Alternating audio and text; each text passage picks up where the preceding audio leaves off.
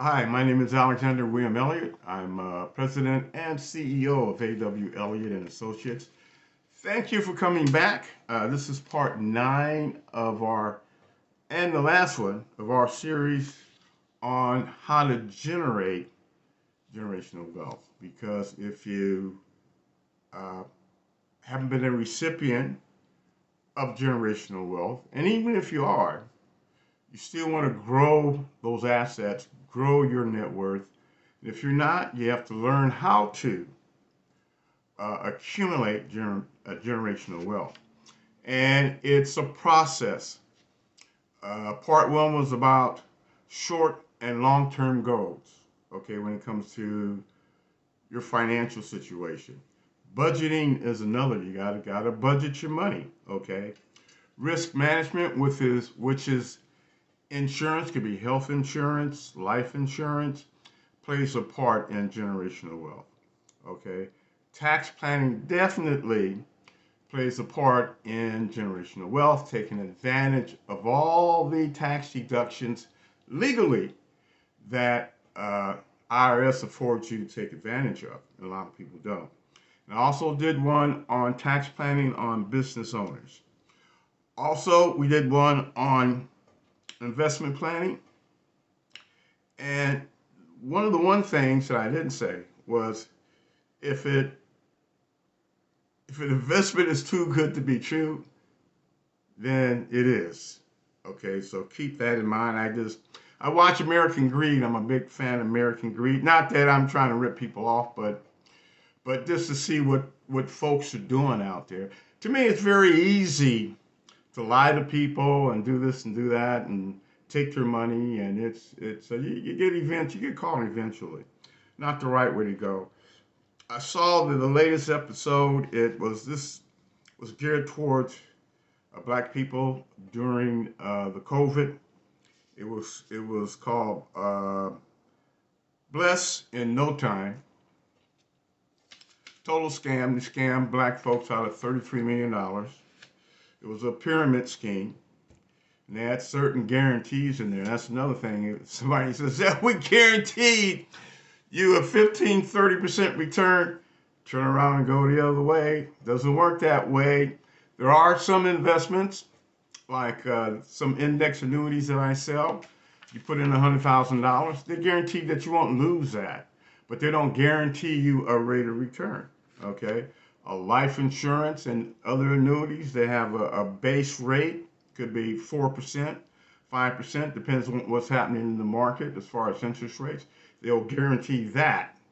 Okay, what's called a minimum guarantee. But outside of that, that's it. You might think, oh, we will guarantee you 50% return. No. If it's stock, that's a whole different thing. You got to know your stuff when you're evaluating stock. You got to know how to read a financial statement. You got to look at management. You got to know what a balance sheet is. You got to know about the market that particular company is in. So that's a whole nother situation. We're not going to get into that. So, and we talked about retirement planning. Elephant in the room is inflation. Like right now, matter of fact, I just posted an article on LinkedIn. I think it was earlier this week. This is today's the February 16th.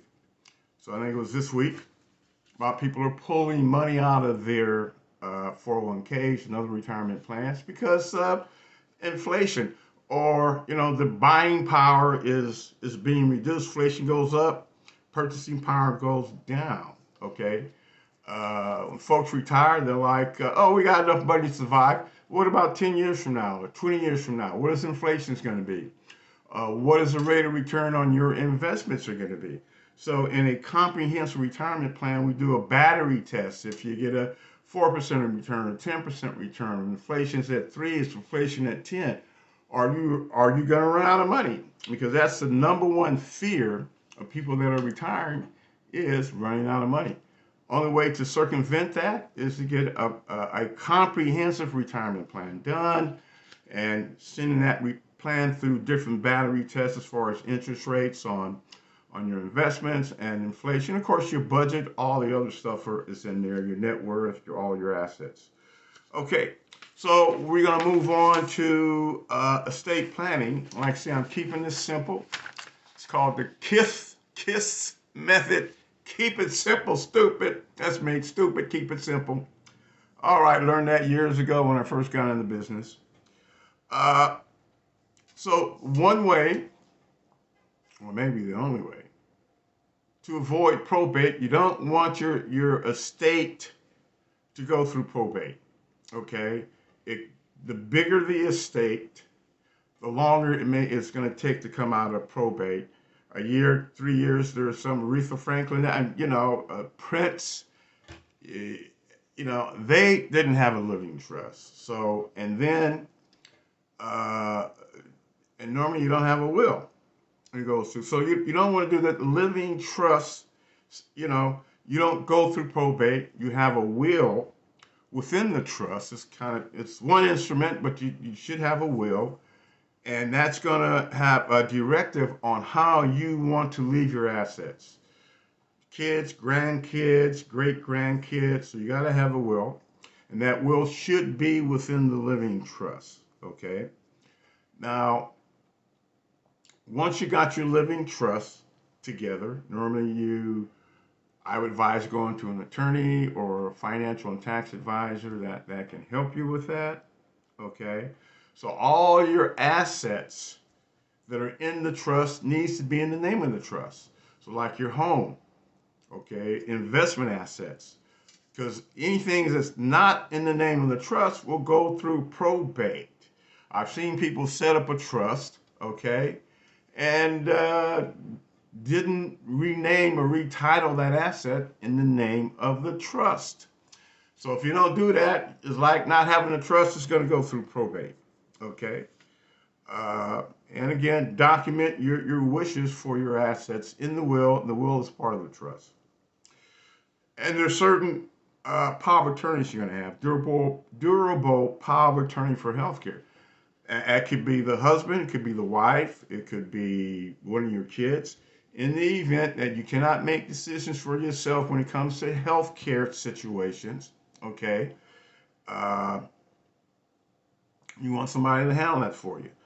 Power of attorney for the estate. That could be the executor. You may have one of your family members, or husband and wife, husband or wife, that's going to be executor of the estate. That's going to that's going to distribute those assets as to the directive in the living trust. Okay, and you got to have beneficiaries and contingent beneficiaries. Those are people you're going to leave those assets to.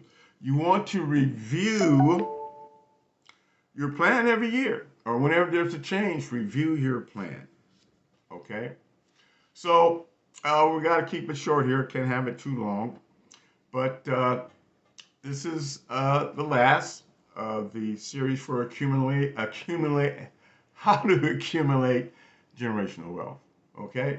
And we'll be doing other videos on different financial and tax subjects. So, you have a great day, and we'll see you soon. You can go to all my videos on YouTube. It's Alexander W. Elliott. Okay? And it'll bring up all the whole series and other videos that I've done in the past. Have a great day.